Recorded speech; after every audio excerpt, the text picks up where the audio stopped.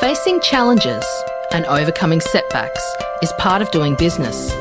Whether you have the expertise to survive them or not could mean the difference between success or failure. Welcome to We Are Women, featuring revealing conversations that provide invaluable insights into the success secrets of female masterminds. A must-listen for every entrepreneurial woman. Now here's your host, Janine Vosper.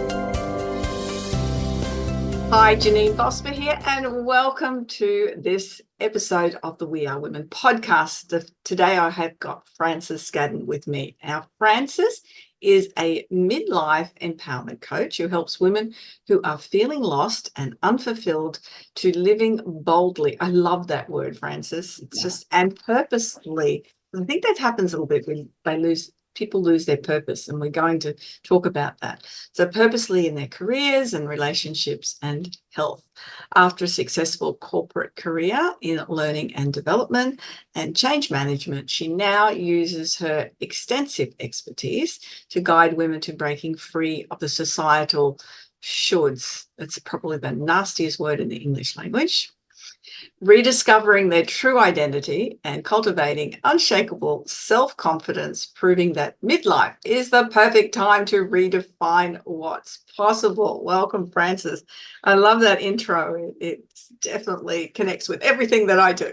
Yeah, absolutely. I know we've had some previous conversations and we've touched base a couple of times, and I just think it aligns perfectly, but I love that you picked up on that word bold, and that really resonated for you. It certainly does. And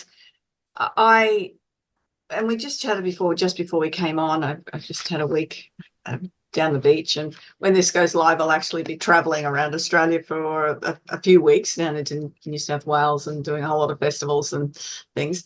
And I travel with some friends who don't necessarily, who are in that sort of midlife area, and they're now living the life that they have chosen to do. They get in the caravan and do a bit of traveling without being yet necessarily a grey nomad, Yes. but doing it in a way that they can just say, yeah, that's me, that's what I'm doing, and that's where that boldly part. Absolutely. I think sometimes we hear the word bold and we think it has to be this really loud, over the top, extreme action. And bold, I mean, it's like everything, right? It's an individual perception, but bold can sometimes really mean just using your voice to say what you need to say, what's within you that you potentially wouldn't have said in your 30s because fear of judgment. Now we're getting to a stage where, bold might mean just using that voice and speaking with purpose and intention. There's a lot of things that we fear with doing that in our 30s, and that sense of judgment. But I've noticed as I've got older, the filter's still on most of the time, but I'm quite comfortable sharing and talking about my ideas and beliefs. And I don't, not everyone has to agree with them, but I'm comfortable sharing them. And And I think that's a really great distinction. I think what happens is we do still have this potential to not speak out or not speak up, not necessarily speak out, but I because of the fear of judgment or what could be the consequences here. But that's really an awareness, right? And we use that. It might pause, it might stop us for a moment.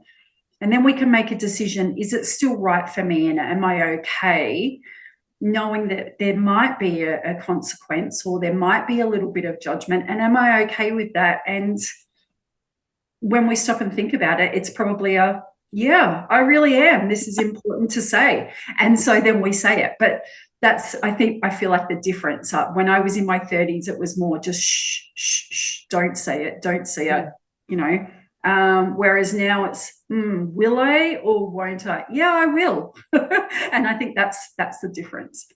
It is. It's, although I'm just thinking about a particular point, because I've been known to have a voice and being known to speak out. And look, that's what I encourage people to do as well, and teaching them how to do it well as a speaker. But I think now what I do better is I said the filter, but the filter isn't to stop me saying what I want to say, but the filter is more of how I'm going to present that message or story, where it was probably a lot more direct when I didn't understand that. Yes, Yes. I can relate to that. I'm also, as much as I have had fear of judgment and have felt shushed at times, I also have been known, and my friends would laugh at that, but I've also been known as somebody who would speak what needs to be said. Mm-hmm. And I think the perfect description there of what you're talking about is there's more intention now. When you pause and you think about it, you're thinking about what is the message I really want to relay here, and again, am I okay with whatever consequence might come with that? So it's more, what's the message, what's the impact, what's my intention, what do I want to get from it, and what do I want my audience to get from that? And I think for anyone public speaking, or doing any sort of speaking role, that's really important, right? Because there's a purpose as to why you're speaking. You're wanting to create either an emotion or a feeling or an experience, and you want your listeners to be able to take away a message, outcome, a point, and so learn and grow from that. So I think it's the intention that's behind it. Yes, I like that. That's a good way to define that. Other than being in your demographic yourself, what got you into doing this, coming out of corporate and going, okay, this is what I'm going to do? Yeah. Look, when you reflect back, you could easily, I could definitely easily say, I think I've always known this is where I was going to land. But we've got to ride the waves of trying things and doing things that we thought were right. It's those shoulds. That wasn't necessarily right for me. To make it a short story, we got an hour. It's all good. Yeah. I wanted to. I suppose what happened was I found myself a single mum at 21. And that wasn't just a matter of, I took some action there for that to happen as well. But I was a single mum at 21. I was very much, right, how can I make sure this life means something? How can I make sure I show my children that you can be something if you want to be something? So I was a little bit late. I went to TAFE and university as a mature age student, even though I was only in my 20s. We did things much younger in those days. I laugh at that now. I looked at the wedding photo the other day and I go, such a baby, 20-year-old. Yeah. He would have been younger than that. And I was still classed as mature age. It's unheard of now. Absolutely. Yeah. So this is a really good example of how I've always done things a little bit differently. So I went to university. I went to TAFE first, got a diploma, went into university a little bit later, got my degree in business and human resource management. And I had been working in retail at the time and thought, right, I'm going to go into the big businesses now and I'm going to change the world. No more will there be this pushy sales. No more will there be this bullying, these, not so nice tactics of performance reviews in the food courts of shopping centres and things like that. So I had big dreams. Not realistic expectations, but big dreams. So it's funny, as soon as I finished my degree and went into corporate, I actually didn't end up back in retail at all.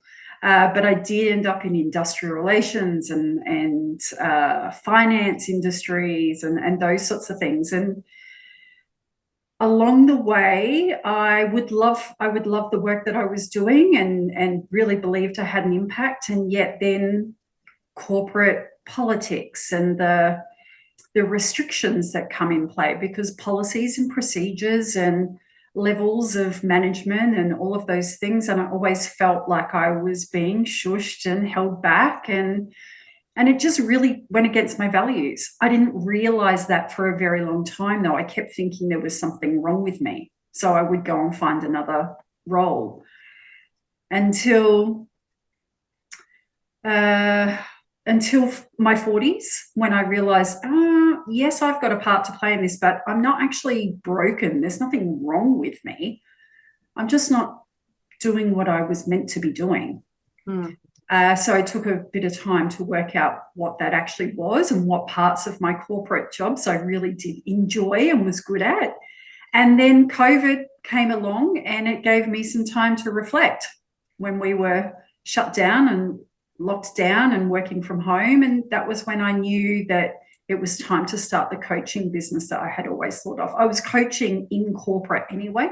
It just made sense to take those skills and go back to almost the root cause. What is going on for women specifically?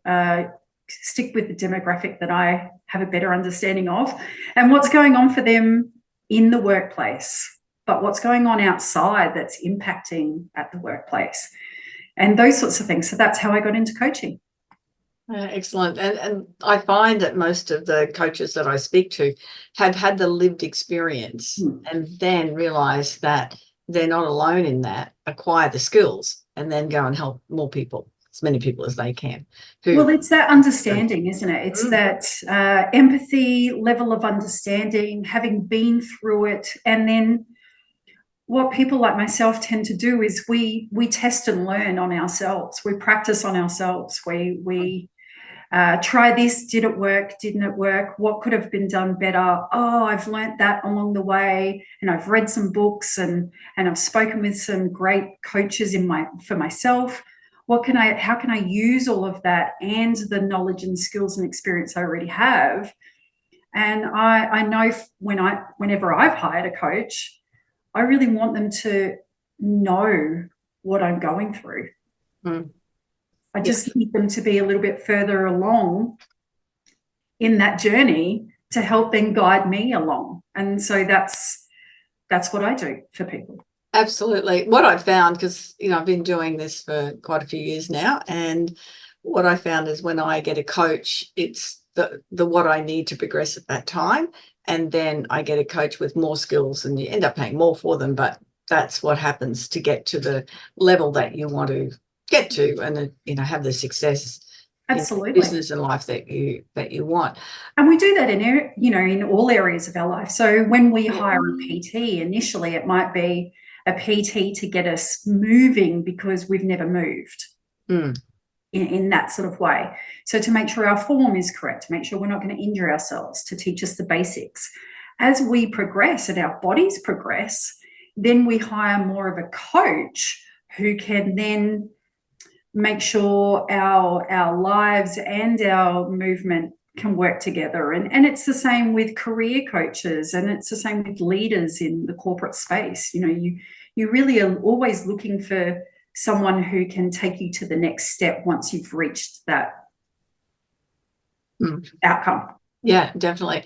I'm just writing down some things as you go of how our earlier careers mirrored each other. Oh, yeah. And I went back and got a diploma after having children. That was one of the first things I did as professional development was I learned to type, because I'd done all academic subjects at school and left at 15 and went into retail. And then, once I moved into a different position and realized I needed to learn how to type. It's probably one of the most useful things that I've ever done in any sort of coaching and training, but you're constantly looking for what you need. And then the diploma, and then I went back and did senior English. And when I studied it as a mature age adult, when I was studying it, the teacher said, look around the room to left and right, because those people will not be here at the end of the course. We started at 24 and finished with about 8 people. So it's that commitment to things as well, which is really important. And Absolutely. then, and that carries through in so many areas, yes, doesn't it? Yeah. Yeah. With a diploma, it was in business management, and yes. then moved into, along the way, taught aerobics for 10 years, and then sales rep, and then stepped into a senior management role for a very large privately owned family business, and Amazing. and then set up my business on the side and been doing that as well. But it's. I think we've got a very similar story, Janine, to a lot of women, especially in this era or chapter. When I think about the jobs that were available when I was in high school, it was retail, Teaching, admin, nursing. teaching, nursing. Mm-hmm. So you were either going to be a teacher, you were going to be a nurse, you were going to work in retail and be a shop assistant, because that's what they were known as then, or you were going to be a secretary. I don't even think the term secretary is even used anymore. So that was kind of your career path. Oh, and then of course motherhood, which was not seen as a career, but that was your next path. And I remember being asked, always the conversation, what are you going to be? What do you want to be when you leave school? I didn't really like any of those options. I did consider being a teacher. That made sense to me. And I always knew I was that going was to be my other thing. I was going back, get to be a teacher. Going back to year 11 to study teaching, as all my friends did. And but that $37 a week I received for my first job, there's no way I was going back. Yeah. When I went to uni the first time, I did teaching, and I did it for 6 months and went, wow, well, I'm studying to do this while I've got 2 young children at home and I'm exhausted and I can't see how this is going to be worth it. Look at us both now, we're both teaching. We are both teaching. And that's what I mean. I think I've always known for a long time I would land here. I was the introverted person who would never, ever do public speaking. I struggled to stand up in front of the class at university and present because, it was always group assignments and you always had to do a presentation. And I was taking, the anti-anxiety drops before I would go into class before a presentation. My very first job out of university was going around Australia talking to people about industrial relation laws. So I was talking to people, 50 plus people. I soon learned how to get over it. But yeah, here I am teaching, just in a different way. It's interesting, isn't it? But I think our stories are not too dissimilar from a lot of women. No, and and I think that's such an important thing for women who are listening, that they can relate to it. You're not just there by yourself. There's other people that have gone on a very similar journey as you, and it depends on how much. Look, I'm big on this. How much you invest in yourself, whether you invest in yourself by eating healthily, whether you invest in yourself by sleeping well, whether you invest in yourself by getting good coaches, what it is. But the priority has to be yourself. You have to be number one in your life, and I will not apologize ever for saying that. No, because the more you have, the more you can help someone else. I really, what happens to us when we don't put ourselves first or as a priority. Some women I know get really uncomfortable with the first thing. So we'll start with being a priority. When we don't have ourselves as a priority, unfortunately, what I've seen is nobody else generally puts you as a priority either, in my experience. Yeah. The second thing is we end up at a point where we are in crisis mode, and we're seeing a lot of this, unfortunately, at the moment, because women, then you don't know who you are anymore. You really feel completely lost. Sometimes when I'm speaking to women, and, I really like to get a great understanding of who they are and what they like to do, and Are they outdoors people? Are they indoors people? How would they spend their perfect day if they could? And they're just blank. And then the tears come forward because they're ashamed that they can't answer that question. And we shouldn't ever have to feel that way. Not ever. And I've mentioned this on some other podcasts, so some regular listeners will know it. But I presented at a international, not an international, it was a leaders summit, and I was running a side workshop. They break out. And I got there at lunchtime, and I'm listening to all of these women over lunch and just having conversations. And they're directors of hospitals and senior leaders in government. They were all very, very clever women with incredible jobs.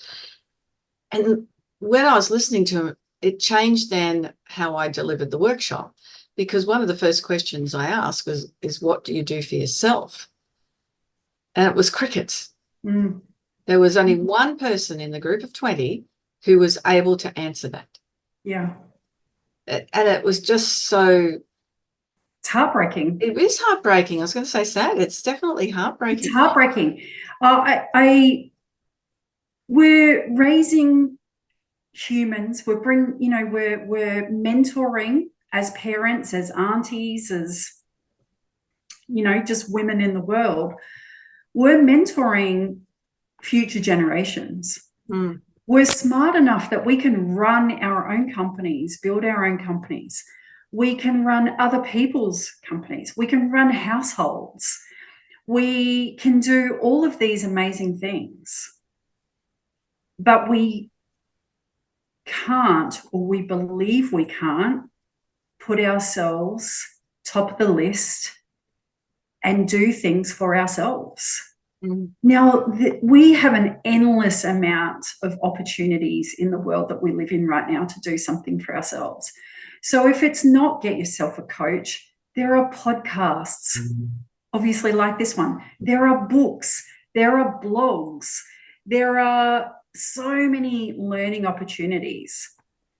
And we're always learning. That is really the purpose of life, to learn, have fun, come up against some bumps, see how resilient we are, keep on going. I mean, is there really any other purpose?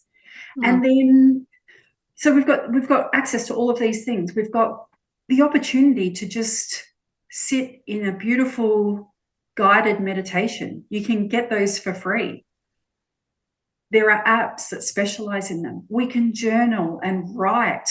And some amazing women end up turning that into books. Self-authored books. There's just so many opportunities to do something for yourself, and it never has to be meaning that you cannot look after other people as well.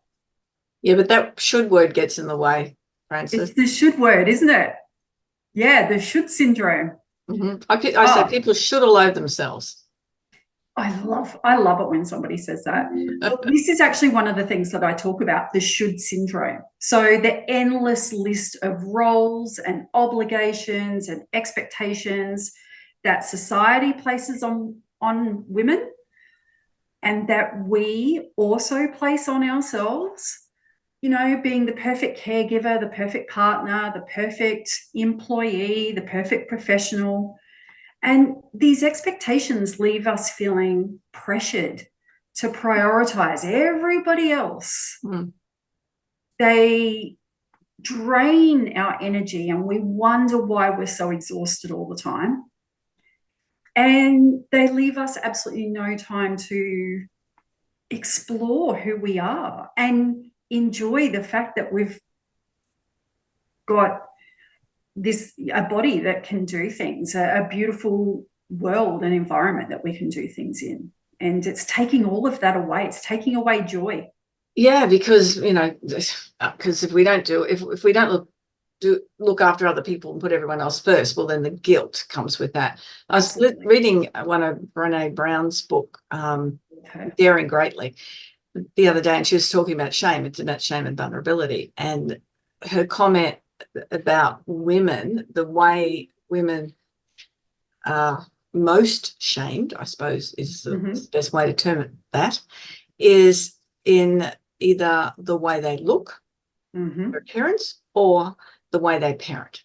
Mhm. That's where they feel the most shame. And so that's when the guilt comes in and everything else with that, because they're quite vulnerable. They are quite vulnerable in those particular fields. And, if you're a stay-at-home mum, well, how come you're a stay-at-home mum? You're not contributing. If you're a working mum, how come you're working?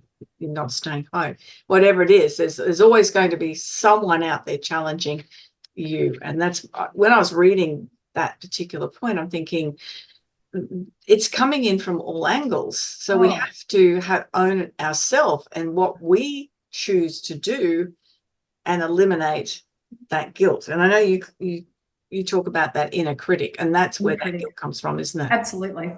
Yeah.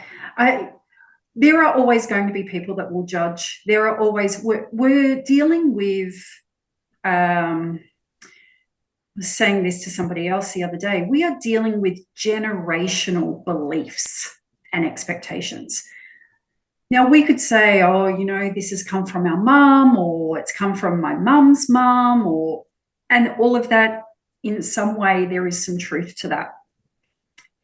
The generation, the judgment and the expectations, they go back so far that we wouldn't even be able to place which generation they started in. So we already have that. Then we have this inner critic, this persistent voice that tells us we're being selfish, shouldn't want more, you're not good enough, you shouldn't be pursuing any change. And it stops us from setting boundaries. It stops us from embracing opportunities. It stops us from asking for more and believing that we deserve better. So we really are getting it from, and again, no, not arguing, things have changed. We're starting to hear more about these things now. The influences have changed. Again, when I was at high school, it was Dolly magazine, and now it's it's TikTok and it's everywhere actually. These influences and these expectations, they're heavy, and we almost can't get it right. So at some point, we need to ask ourselves, who am I going to listen to most? Myself or everybody else? And we have to then say, okay, if it's going to be myself, then let's start retraining this inner critic. Let's start showing her that she actually can start to give positive feedback just as much as being an inner critic. I love that, retraining that inner critic. One of the things that I suggest to people is they give that inner critic a funny voice. Oh, yes. So, and Yes, sort of go like a Donald Duck type of voice or something, or a little tiny Mickey Mouse voice. Every time that inner critic is judging, and then to review it and replay it in that little tiny voice, or however you do it, and it loses its power then, doesn't it? It does lose its power. Yeah. It makes you start to be alert to it as well. And this is the most important thing. If we can start to be aware, but that is the very first step. But we also have to admit that that is just the first step. It doesn't stop there. So we can listen to the podcasts, and we can listen to all the conversation that everybody is having now about changing the way we believe we have to look, and that we don't have to be perfect with our lipstick and our high heels and our beautiful figures and all of those sorts of things all of the time. But we also have to choose to take action. We ourselves have to choose to take action. Otherwise, we're not really taking our own power back, and the inner critic will always have more power over us. So until we can do things like even just giving it a funny voice, that's taking action. And the action does create momentum. So the more we do that, the more we retrain that voice, and the smaller that voice gets. And learning how to set boundaries is one of the biggest things, isn't it? And we had this little discussion before we came on about that I'll be traveling next year, and I am on so many committees and put my hand up for things, but 99% of the time it's things that okay, that's fine. I've got that covered. It's stuff I really enjoy doing. Got one thing at the moment that I'm tossing up with, but I'm traveling next year, so I'm already making people aware I'm not going to be here to do it. Somebody else needs to put their hand up for it. That's the boundary. That's learning how to say no. Learning how to say no. But this is where the getting to know yourself is important, because you want to make sure you're only saying no to the things that you shouldn't or don't want to do. Yes. You still want to be able to say yes to the things that you really do want to do and how you want to spend your time. And you're only going to know that when you know yourself. And that's a great point. Yes, because we do want to say yes. Yeah, I have a saying that I am very organized so I can be flexible. So if someone says, do you want to come for lunch? I'll go, yeah, sure, I can do that. Because I used to avoid structure like the plague until I realized having structure in certain areas of my life allows me to, on a Friday, say, it's Frances Day. I'll do whatever it is I want to do today.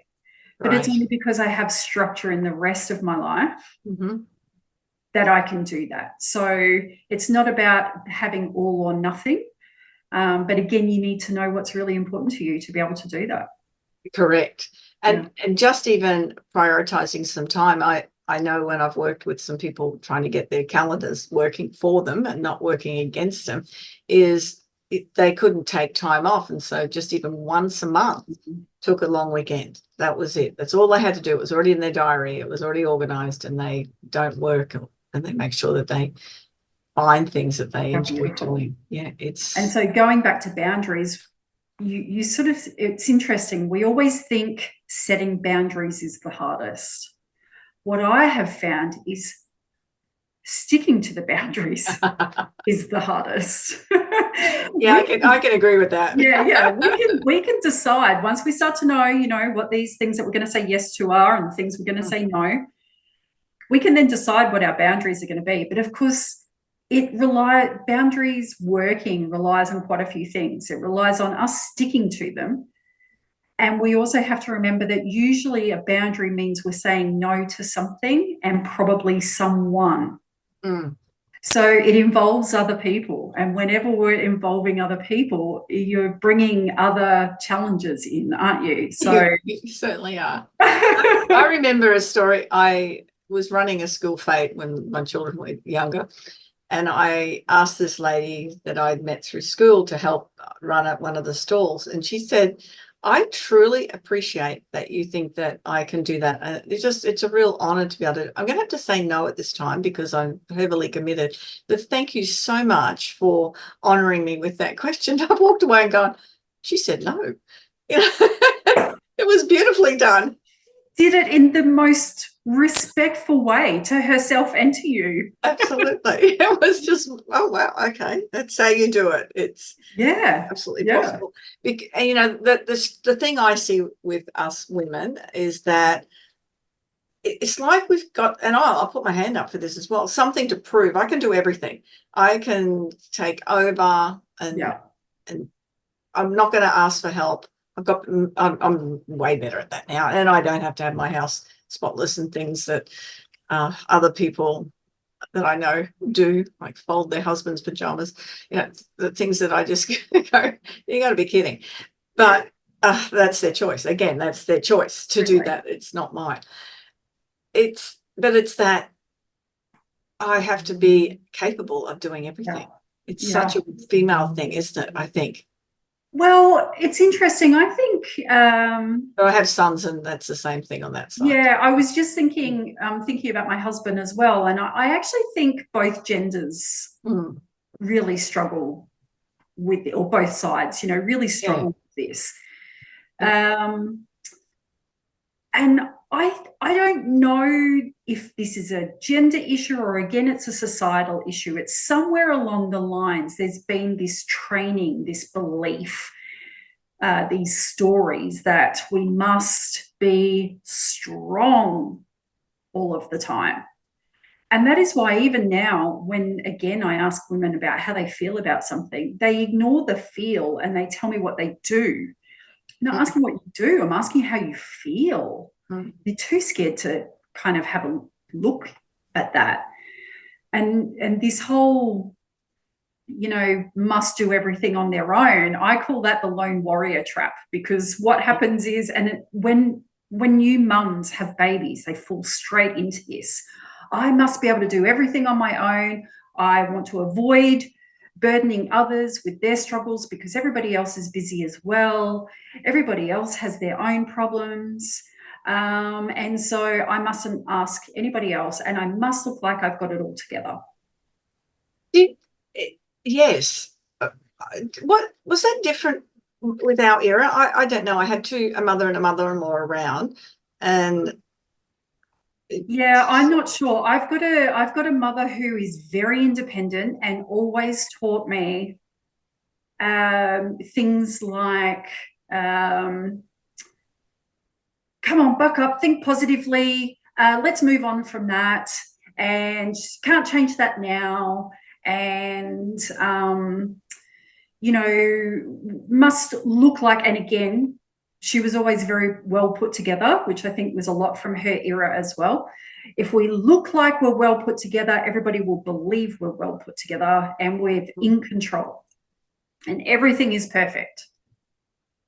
Yes. So I think it's come from a long way back. Oh, yeah, I agree. Yeah. I'm just wondering whether, and I don't want to say good, or is that a good or bad thing, really, what I'm thinking. So is it that because we aren't asking for help, we don't show emotions, is that, yeah, does it help us build resilience or not? I think like a lot of things, Janine, a little bit of both. We kind of want to find a balance there. We want to find a balance. It's okay to ask for help, because otherwise we start to become isolated. We feel isolated. We feel the weight on our shoulders all of the time and we're exhausted. And then when we really do need help, we don't know how to ask for it and we won't ask for it. But I think it's also, we need to find this balance. And this is where a community and a connection of people really help, right? Because you've got a group of people that you can ask and be okay if they respectfully decline because they're overcommitted at this time, but still ask. And I think that's the balance we need to try and be able to find. And in business, particularly for sole traders, it's and I've worked with employees as well who are scared to ask because then it looks like they don't know what they're doing. But it's why I started the mastermind group for women sole traders, is because in that space they're not able to ask for help or don't. It's a lonely place being a sole trader. It's a lonely place, because again, you want to be, we're taught, be on social media, everything looks perfect, it's all perfectly created and branded and all of these things. So outside everything appears great, inside you're like, hang on, I really need to brainstorm that idea, but I have nobody to brainstorm it with. So who do I test it with to make sure it's something that my audience actually really wants? Yes, and I'm work for the last few years, particularly joint venturing with Moana Robinson and Sumiko S. So Moana's a stylist, yes, and a personal coach as well, and Sumiko is a photographer, and we've been putting together half-day trainings as well as the 5-day retreat, and it is so wonderful working with other women, other people, to have the ideas, and it's not just your ideas, it's this joint thing. And oh no, that one doesn't oh, that one's better. Let's go with that. And we've got something we're doing at the moment. We've just had all these emails this morning saying, oh, no, I like that one better. No, not that one. And to be able to do it without any ego in it, and that we all can just contribute. But it just is such a different space. And again, that's why I love my mastermind group that I run, is because of that same reason. People, it's powerful. It is powerful. When we work together, and when we can let down the ego or the fear of judgment, okay, they said no, does that mean they don't like me? Or, when we can let go a little bit of that, amazing things happen. It's power in numbers. And to be able to brainstorm something, to be able to, have a safe collection of people where you can run an idea past them, or just say, hey, I'm, thinking about doing this. What do you think? You still get to choose. That doesn't take away your power. You're just collecting information. You're doing research. You're investigating. And there's fun in that. Definitely. And it's the same because, you're working with women in midlife. So we're talking about career or business growth, but it's also the health as well. Yes, absolutely. It's going back to being 16-year-old with the body going through all these really lovely changes that you go, oh, where did that 5 kilo come from? I knew it wasn't. I did not think this was going to happen to me. I have struggled in the past 2 years with what do you mean menopause? This is not happening to me. Well, my body had different ideas about that. Apparently, you don't get to choose whether you go through menopause or not. No. And that's a big influencer on how you're feeling, your energy levels, everything that you're doing. So recognizing to give yourself a break. Absolutely. And this is one of the reasons why I've started to move my program into being not just having one-on-one sessions with myself. I used to help all of my clients just individually. And what I found was this power in a community and the empathy and hang on, you are not alone. There are other women. We're experiencing it a little bit differently, maybe, but we're experiencing it. So I now run it as a group program as well, because there just is that, is that how it was? I never even realized that could happen to me. Yes, I know exactly what you mean. And it's just, we learn from each other. That's humans are about that. We learn best from each other. We learn what we like and we learn what we don't like. And women are very much in a group space. Definitely. They're more building the community as opposed to the men love to be hunting the mammoths. It's a very different space for women and men to be in. And that's so important. And the group stuff that you do is incredible as well. And we're both on opposite sides of the city in Brisbane, and we are. So it's hard to get us together, but it certainly is. But at least online here we can do that. We've got the power of technology. It's absolutely vital. Well, as we sort of wrap up here now, Frances, talking about it, out of everything that we've discussed, and I know that that could have gone on for another couple of hours talking about the subjects, I always like to ask for 3 takeaway points that you definitely want people to remember that they can apply and use in their lives. Yeah, okay. Well, number 1 for me, it is that rediscovering yourself is a journey. And that sounds so cliche, but it really is. And it's easier and more enjoyable when you do it with someone. So as we've already said, humans are really craving connection and community. So it makes sense to do this journey as a community. Number 2, I would say that joy is not a luxury. Stop treating it like it's a luxury. It is essential. When we are experiencing joy, we are happier. We're just happier people, and we don't then function in a high emotional state. Somebody very smart recently said to me, when your emotions are high, your intelligence is low. So we kind of want to, if you think about it as a seesaw, and your emotions are up, your intelligence goes down. And if we not having joyous moments, we're functioning in a really high emotional state. And this impacts not just ourselves, but it impacts everybody who's around us. And it tends to impact us in a not so great way. Yeah. And on that point, and I'll go back to saying no, but more of what you can say yes to. The amount of times when I say to people, because I love shows, concerts, theatre, yes, everything, and I'll go, that sounds like a good idea, and I'll go to people, a couple of people I'll go to, are you coming? And they'll go, yes, straight away. Yes. And others go, oh, no, I've got to ask my husband, or I've got to, no, I won't. And that's a flat out no.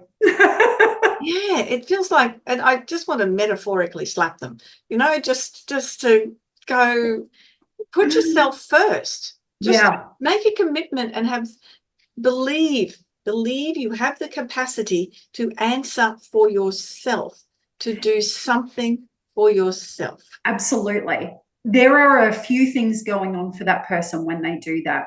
And a lot of the time it is that they don't believe they deserve it.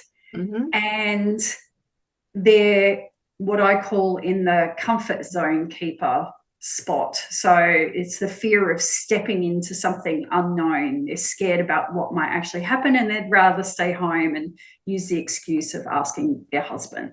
Yeah, absolutely. And it is that not allowing them to, one, have those new experiences. Oh, if I've got to go to the theatre, do I have to drive into the city? Where am I going to park? Am I going to have dinner beforehand?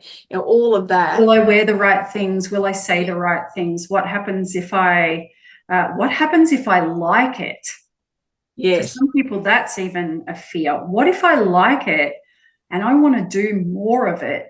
Yeah. My husband maybe doesn't. Does that mean there's something wrong between the two of us? Yeah. No, it just means that you've found something that you would like to do. Absolutely. And you want to create that joy in your life. So finding those things. And what's the third point? The third thing is living in alignment with your values. So right back at the beginning, we've talked about really being able to know your values. It doesn't have to be big and dramatic, right? It's not, when you think of the word bold, it doesn't have to be big, loud, and dramatic. You don't have to throw everything out. So if perhaps you go to the theatre and you find out you like it, it doesn't now mean that you've got to separate from your husband because he doesn't like it. It just means that you've found something that you might like.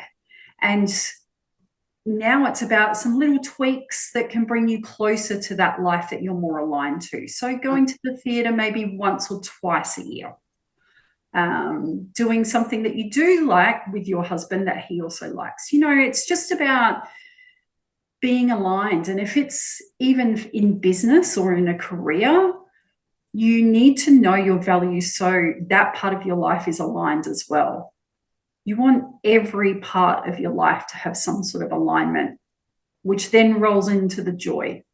And it brings a joy naturally when you're doing things that really does. That are important to you, that you really enjoy. Brings it intentionally as well, Janine. And it also, this all sounds like a lot of work. I know that it sounds like a lot of work, but when you start knowing your values and saying more yes to the things that you like, you will automatically say no to the things you don't. And this all becomes very unconscious. It becomes a habit. It becomes you, the real, authentic you. And there's no work then. You're just you. No, that's important. I mean, one of my highest values is just new experiences. It just experiencing new experiences. So for me, the getting uncomfortable part of it is just what I have to do to do the new experiences. But even for my grandchildren, when I'm buying their birthday presents, I buy an experience. Yes. I don't buy, I do buy something else. So my granddaughter was 9 the other day, and I bought her a punnet of strawberries because that's her favorite fruit, and we're going horse riding. And my grandson, for his birthday last year, I bought him a whole rock melon. They get just as excited about the fruit I love this. That's fantastic. And we bought a jet boat ride around the Broadwater also. And when they turn 10, they go, I take them somewhere. So I took him to Sydney last year. No, December 23. And we spent 4 days in Sydney doing all the things. These are the memories that those children will have forever. Mm. And they'll always, when they see rock melon or they see strawberries, they're always going to think of you. Like, isn't it lovely? It's just lovely to know that you've got that sort of impact, and you're not changing who you are. They're not having to change who they are. It's perfect. That's beautiful. That's contentment. That to me sounds and a lot of the things is, well, someone's got to go with them, So it's a big win-win. Yeah. Well, my highest value is freedom. And for me, it's freedom to try things. Yes. So, and that also means that sometimes I have to be uncomfortable to do the thing. Definitely. Yeah. Yeah, freedom is right up there for me, and it's all part of it, as well as, don't put baby in the corner, that's for sure. I understand that one. Or lock them up for a couple of months. That doesn't work either. Look, I've loved our conversation, Frances. How can people get in touch with you if they want to learn more about what you do and the groups that you run? Yeah, for sure. So they can find me and stalk me and follow me on Facebook, LinkedIn, Instagram, and on YouTube. So you can find all of those places. And there's also my website where you can get in touch with me, and we can talk about my 90-day Midlife Awakening program. So it's a great program where that's the group program. Where you do get some one-on-one time, but we really get to uncover those values. It's really about the discovery and the clarity about who you are in this time of your life and what do you want. That's so important. Work towards getting it. Oh, that's important. What's the name of the group that you run? The Facebook group that I run is called Women Redefining Midlife. Excellent. Yeah, I'm sure people will be able to find it. Plus, all the information will be in the show notes anyway. So Thank you so much for sharing your expertise and your time with us today, Frances. It's been a great chat. Thank you.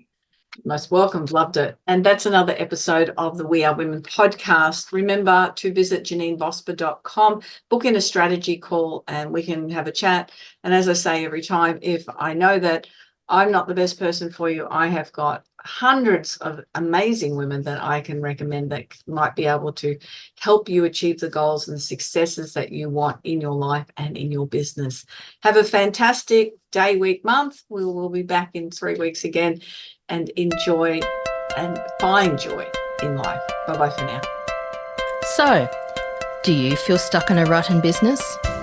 Visit speechperfect.com.au and download Janine's free ebook to avoid the 5 most common stumbling blocks women face in business. It's jam-packed full of tips to overcome the barriers that could be holding you back from the success that you dream your business will be. We would love you to leave a review of today's episode and share this podcast with other women in need of entrepreneurial inspiration. Subscribe to the next episode now and join the We Are Women community.